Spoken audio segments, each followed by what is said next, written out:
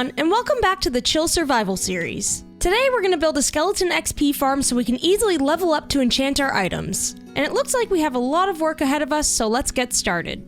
So the first thing that we need to do today is locate a spawner. We have the options of a zombie, spider, or skeleton spawner, but I think I would specifically like for us to find a skeleton one. The bones would be really useful for bone meal, and the arrows would come in handy as well. And I think our best bet in finding one would be to search this big cave with the mineshaft that we came across the other day. There's gotta be at least one skelly spawner in here. Yep, this is a pretty big cave. Uh-oh. My bad. Well, he took out the zombie for me, so that's good. Alright, where do we even begin with this place? Oh my gosh.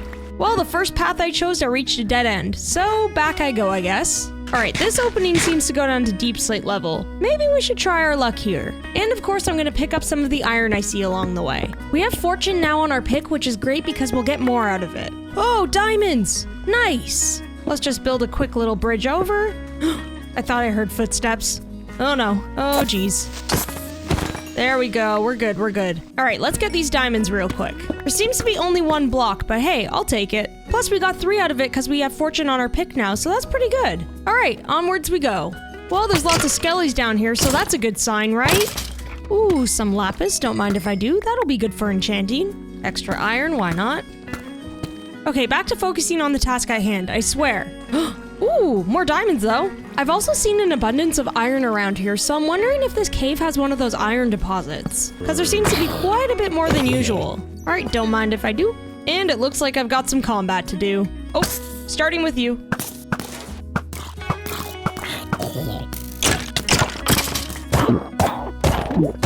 Okay, we got this. We're really holding our own here.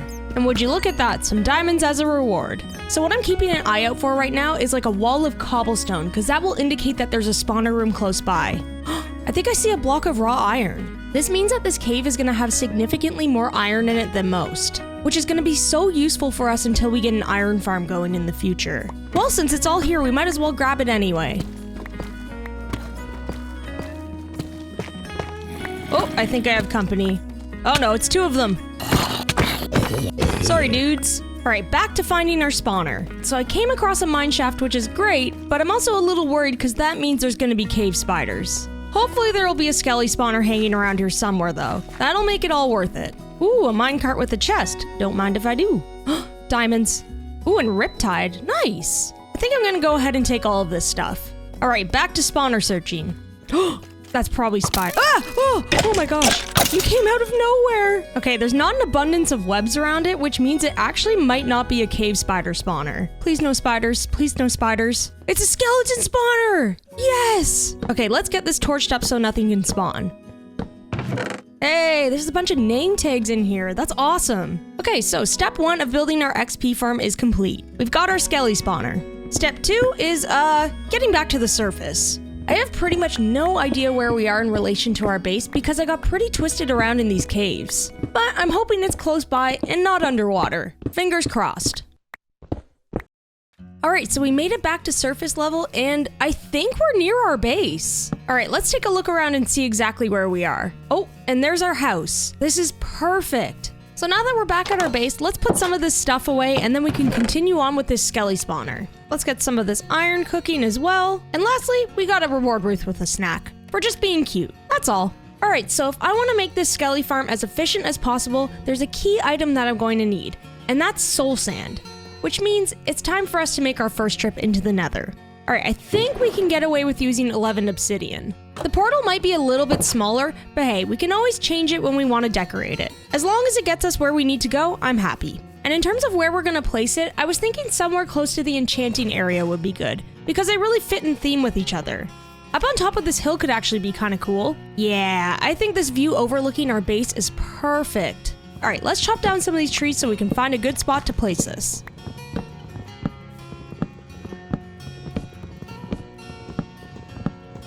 Now let's throw down some of our obsidian.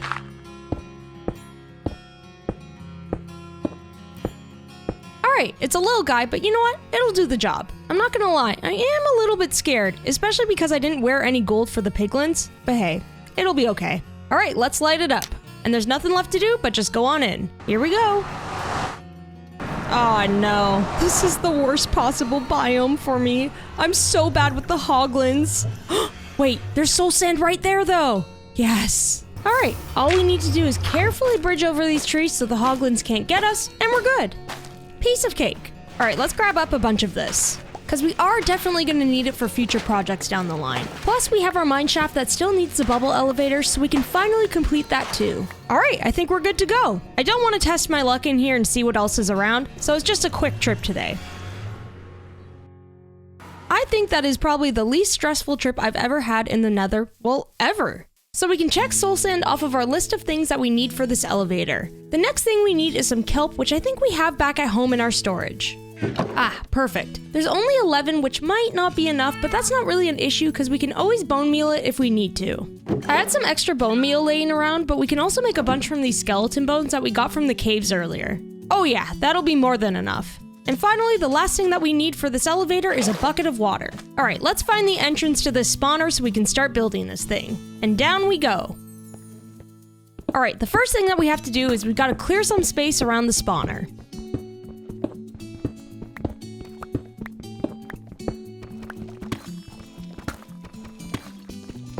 Next, I just have to fill in some of these walls to make a perfect square. There, that's looking good. Now we just drop some water in the two corners. Next, we break away some of these blocks because this is where the skeletons will be flowing down into. All right, now it's time to make this bubble elevator, which means I've got to climb all the way up. Then I place my water at the top and hope I don't drown while I dig myself back down. Oh, geez. Yep, this is getting kind of risky. Oh, I'm back. Oh, I made it. Yes. I do need to patch up some of these holes that I made along the way, though. Oh no, this was a bad idea. Oh no. Ah! Oh no, why didn't I eat? You know what, it's okay. Things were going too smoothly anyway, and something had to happen at some point. I mean, at least we're making an XP farm so I can get all my levels back later anyway. All right, time to add the kelp to this thing so it's no longer a death trap. And if I place the soul sand here and go in, there we go, perfect. It works just as intended. So I dug myself all the way to where I need to go for the skeletons to land correctly without dying, and all I have to do now is place a hopper with a chest beside it to collect all the stuff. So now I just have to go into the spawning area and break the torches and see if it works. Oh my gosh, yep, it's working. Get me out of here. That's scary. Hey, would you look at that? They're all falling down. Excellent. And because they take a ride up in that elevator that gives them fall damage, they're one swipe, which is perfect. Dang, that's a good amount of XP. So it looks like we have ourselves a working XP farm. The only thing left to do now is decorate it and make it look good. I'm gonna start things off by digging out some extra room for us. That way we can store some extra chests and some essential items that we're gonna need for this spawner area. And the best part is while I'm working down here, I can just swipe away and gather up my XP that I need. So I checked the coordinates of where the spawner room is gonna fall above ground, and it pretty much rests on top of this hill that's behind our barn. Now I don't really want to build the XP house on top of this hill, so I'm going to extend the hallway of the XP farm out a little bit more so the bubble elevator falls at the bottom of the hill here. So with that placement in mind, let's chip away at this a little bit more so we land where we want to. Alright, our next bubble elevator has all been dug out, so let's get the kelp in and see if this thing works. We'll break this and replace this with soul sand. And we've got ourselves a very, very long bubble elevator to bring us back up to the surface.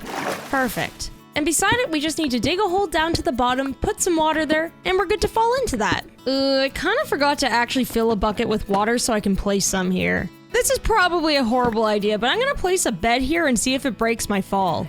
I have a feeling that this doesn't really work, but you know what? It'll be funny to try. I did at least remember to grab my water this time, so that's good. So this bed that I placed down there might save my fall, or it might not. There's only one way to find out. Oh, that didn't work. Well, it's a good thing we built an XP farm today. I know what will catch my fall though, this water. All right, it's all done. So now we have a very, not so pretty hallway leading into our skeleton XP farm. But before we begin decorating this underground part of the build, I think I want to build the house on top first. So let's head on back up and get that started. So let's start things off by terraforming this land to flatten things out a little bit.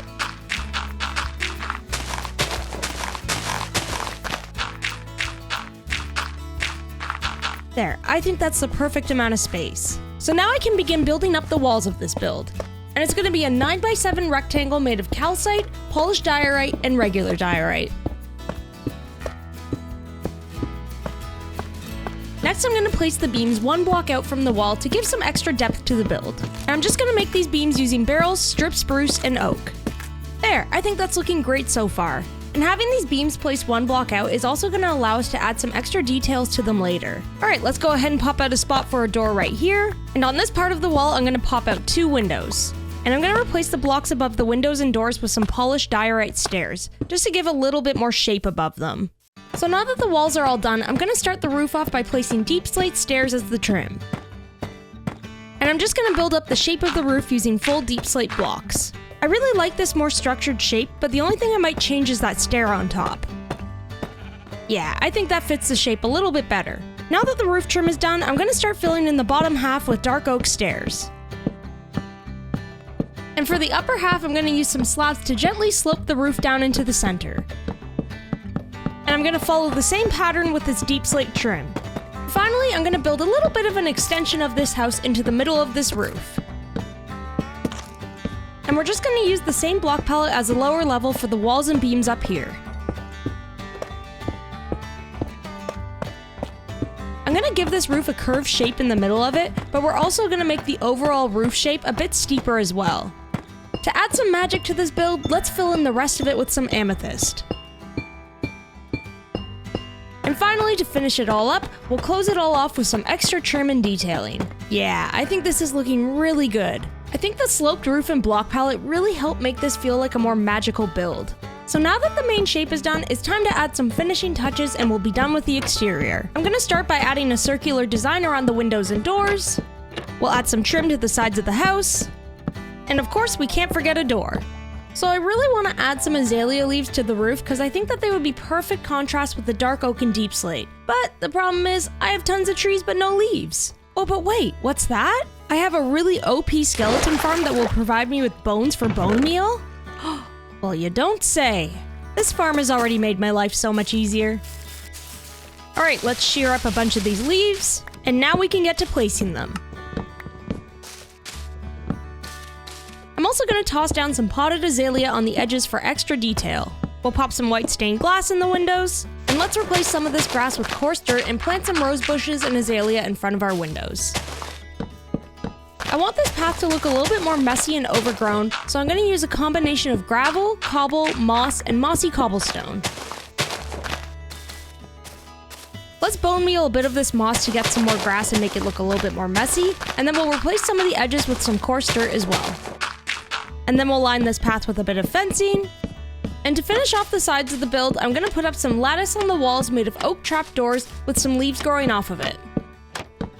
And finally, the last thing I'm going to do for the exterior is plant some trees around the build to make it feel like it's in more of an enclosed forest. We'll add some bushes by our fencing as well. There, I think the exterior is pretty much done. And I'm so happy with how this has turned out. I think this is feeling very magical, which is perfect because the XP farm is pretty magical in and of itself. I tried to make this area look as overgrown as I could, so I used a little bit of a messier path with gravel, mossy cobble, and moss mixed in, and lots of coarse dirt around the edges, and overall I think it looks really cute. So the exterior of this build is complete. Now all we have left is the interior, and also the underground part. We can't forget that. Alright, let's start getting rid of this grass so we can begin this interior. So let's start things off by placing some floors down. And I'm going to use some dark oak to complement the palette we were using outside. I also find that dark oak just works really well with fantasy builds in general. So for the ceiling, I'm going to alternate between dark oak and spruce to give it a little bit more interest so it's not all the same. Yeah, I think that's looking really good. Alright, let's also fix up these elevators a tiny bit so we're not constantly looking at dirt whenever we're in here. And I'll just patch it up with some deep slate to match the aesthetic. So we have the bones of this structure all done and it's looking great. Now it's time to decorate and give this thing some life. Let's start by enclosing this bubble elevator using some barrels and trap doors. This will also double as some useful storage for us. Let's pop down some furnaces. And let's get some counter space in this corner so we can place down a small potion brewing area. We'll pop in some extra shelves on top, and we'll get a cauldron in right here. And to finish this corner off, we'll place a small storage cubby right here, mostly because I think they look cute. So the structural part of the interior is looking great, and I think it will be really functional as well. The only thing it's missing now are some items to make it feel more magical. Since the XP farm is magical in itself, I would imagine that something like potion brewing would complement it really well. So let's get some water in our cauldron for the potions, and we'll place our stand right here. I'm also going to use glowberries as the primary lighting for this interior. Next, let's place some pots with flowers and saplings because I would imagine these would be used for potion brewing. And I'm going to place some unlit campfires as stacks of wood fuel for the furnaces. Oh, and I forgot to bone meal these glowberries so they actually provide light. Last but not least, I'm going to pop in a couple of bookshelves that would contain potion recipes. Okay, for the final piece of this interior, I'm going to replace some of this flooring with amethyst and carpet that matches it. The floor was looking a little bit barren, like it was missing something, so I think this is the perfect final touch. Plus, the amethyst always sounds so cool when you walk over it. Yeah, this is looking really cool. It's a small little space, but I'm really happy with how it turned out. I think it fits the fantasy vibe really well. I think using things like the glowberries, the plants, and the amethyst really help out with that. So now that the interior of the actual house is all done, it's time for us to finish up the rest of it in the basement where the actual farm is. Alright, down we go. Yeah, it's not looking too hot down here. But there's a lot we can do to make it look better. And the first thing we gotta do is tear through these walls and replace it with something that looks a little bit nicer.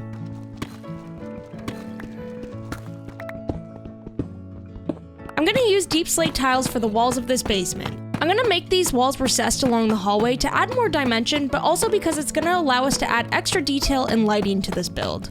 So each section is gonna be 3 blocks wide, but I think I'm gonna alternate between designs so the patterns don't repeat too much. Next, I'm gonna fill in the floor with some dark oak. I'm not sure I want this entire floor to be dark oak, but I'm gonna put it in as a placeholder for now because it's gonna be our primary block. Actually, now that I think about it, maybe running some amethyst down the middle of the floor would look really cool. I should probably have something surrounding it, but I'm not sure what I want to do with that yet, so I'm just gonna leave it for now as is. Alright, now for the inner part of these recessed walls, I want to fill them with some dark oak to complement the floors. This is turning out to be a really moody build, but honestly I really like it so far. And then we'll just toss in some stairs to make a circular design on this part. And for the other pattern, I'm going to do some upside down stairs 1 block higher to give us some extra space for some different items. And of course, we'll fill in these walls with dark oak as well. Now for the ceiling, we're going to do the same as we did with the house, which is dark oak on the outside with spruce running right down the middle. And for the final part of this hallway, we just need to add some details to make it all come together. I'm thinking some glowberries in these little circle things will provide nice lighting. And in these bigger areas, I'm going to throw down some planters with azalea bushes. And maybe we'll toss in some lanterns here as well. Alright, after having multiple attempts on trying to figure out what to do with this flooring, I think I found a pattern that I really like. I'm adding in some moss to the floors to complement the azalea and glowberries. I also think adding pops of organics to underground spaces makes it feel a lot less dark and scary. Listen, we want this XP farm to look cool and moody, but we also don't want it to be so scary that we never come down here again. Yeah, this is looking real cool. Alright, for the section near the farm, I'm gonna build out a little storage work area that we can use.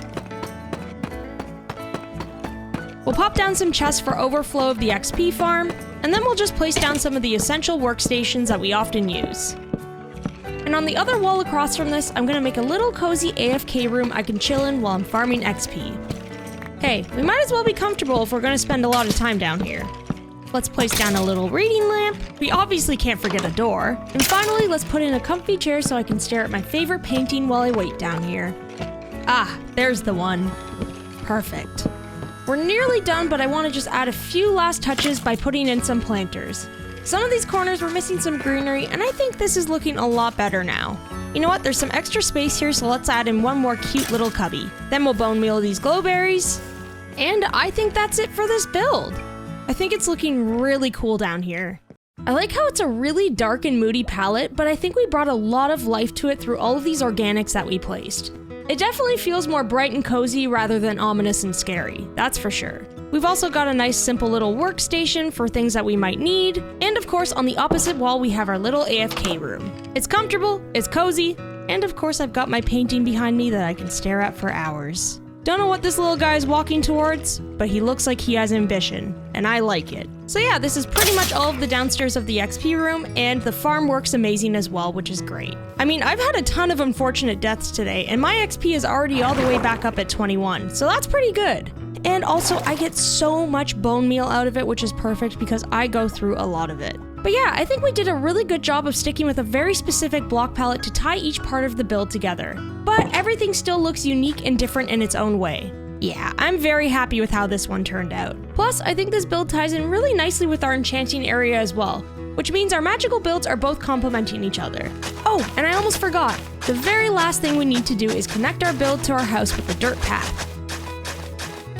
And there we go, everything's all connected now. And if we walk through this little patch of forest, our build slowly gets revealed. Yeah, this looks so awesome. I'm very, very happy. Alright everyone, I think that's gonna be it for today's episode. If you enjoyed the video, please consider liking and subscribing because it really helps out the channel. Thank you all so much for watching, and I'll see you all in the next one. Bye!